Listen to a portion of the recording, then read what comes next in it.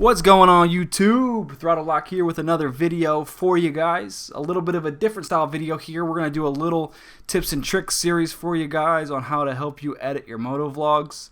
And the first series we're going to go through something that's pretty common that needs to be done quite often in your videos. And that's blurring out of certain things, whether it be someone's face because they don't want to show their face, or blurring out a license plate because they're doing something that they shouldn't be doing. Whatever the case may be, there is a lot of uses when editing motovlogs of how to do this. With Sony Vegas, I don't know if there's an easy way of doing it. There is a way of doing it, of course. To me, when I used to do it on Sony Vegas, it was very tedious. Through Adobe Premiere Pro CC, it is really, really simple, and I just wanted to show you guys how to do it.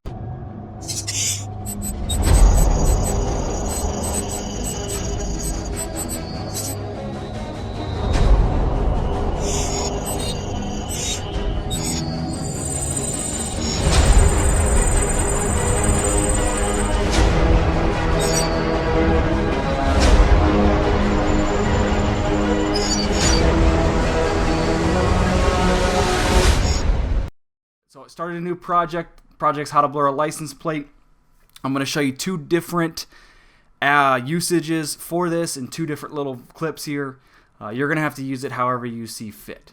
So the first video I'm going to drag onto the timeline is just going to be an outro video that I used to do, just showing the bike, etc. We're going to go ahead and drag its beginning. We're going to delete the video track so we're not causing any noises over top of here. Just delete the audio track. What? I not clicked on it. Alright, there we go. Okay, so we deleted the audio track. So basically what we want to do here in this video, as you see as the car comes across, it's got a pretty visible license plate. So you want to potentially blur that license plate out for whatever reason. I'm going to go ahead and show you how to do that. So first thing we want to do is we want to go pretty much back to right when the license plate comes into view, and that's going to be right there. We're going to go ahead and cut right there. Drag till the end of when the license plate pretty much is gone out of view there, and we'll say right about there. So we got this little clip here right in the middle between here, there, and there. So pretty simple tech is just go into the middle when you can pretty much see the license plate nice and clear. Now there's two types of blurs that you can use. A lot of times for license plates you'll use mosaic. So we'll go ahead and drag the mosaic in onto the clip. Now I'm going to go ahead and remove all the current keyframes that are in it, and we are going to downsize a little bit just to give a little blurrier look to it, just like that. Now instead of having the whole video, we only want to include the license plate. So to do that, we're just going to go ahead and click a mask, and all the mask does is just gives you a specific area of what you want to use for the mosaic blur. So we'll go ahead and drag it here. Grab the four corners and just shape it to your license plate. Now, obviously, there's other ways to do it. You can do the 4-point Bezier tool, or I'm sorry, the free draw Bezier tool. All you would do there is just click it and then just click, click, click, click. That's another way of doing it. I just grabbed the square tool because it's a square item. If you want to get specific, just make it nice and clean. Oops. Gosh darn it. Alright, so we got that pretty much blurred out. Now, with Premiere, all you need to do is, first of all, you want to make sure that position, scale, and rotation is clicked. And the reason why I say that is if as the car gets closer, obviously the image of the license plate is going to get bigger. And as a square moves across the screen, it's going to appear to rotate. This square isn't going to be the identical square as it goes through. So you want to make sure you have all three options. If you have a standstill figure that's just moving left and right, you may only need position and rotation. Whatever, just kind of choose the option that seems most. Position, scale, and rotation is probably going to be your best option.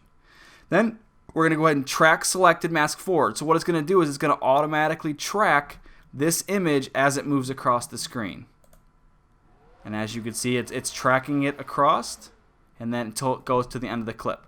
Then what we're going to do is we're going to go back to right when we stopped moving, which is right there, and we're going to track it backwards. So it's going to go backwards on the clip and see as it follows it across. Pretty simple little tutorial there. We'll go ahead and show you the video here now as we go. We'll full screen it here.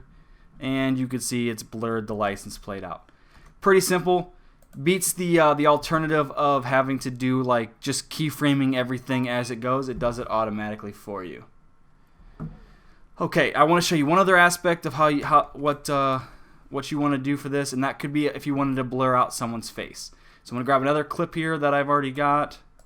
Let's just add a video, add an audio track, whatever, and then delete this track.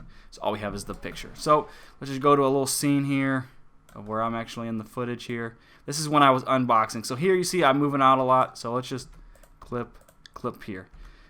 So as you can see here in the clip, I'm moving quite around. Now let's just say, for example, you meet up with another motovlogger. He doesn't want you to show his face. It's downshift 83. He doesn't want to show your face. So do pretty much the same thing we're going to go do, but we're going to use a different type of blur. We're just going to use a standard camera blur.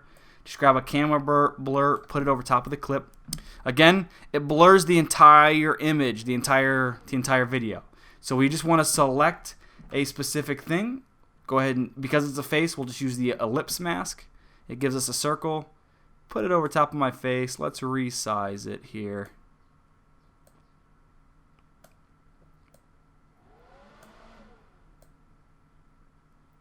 Perfect. And same principle. Make sure we're on position, scale, and rotation. And we're going to go ahead and track it forward to the end of the clip. And go back to the... and track backwards. Depending on how long the clip is, going to depend on how long it's going to track. If it's a very long clip, you may need to break it up into segments because sometimes the auto blurring tool can get lost. And let's just show you how it screen. And there we go. I've got a blurred face. It follows me pretty clearly through that little clip automatically. So it saves the keyframing it does it automatically. It's a very powerful tool. As I said before, this is going to be a continuing series of just tips and tricks on how to edit your motovlog. If you guys enjoyed this sort of video, please give me a thumbs up, share the video, subscribe if you haven't already. And until the next video, guys, stay safe out there on the roads, keep the rubber side down, and we'll see you guys in the next video. Later.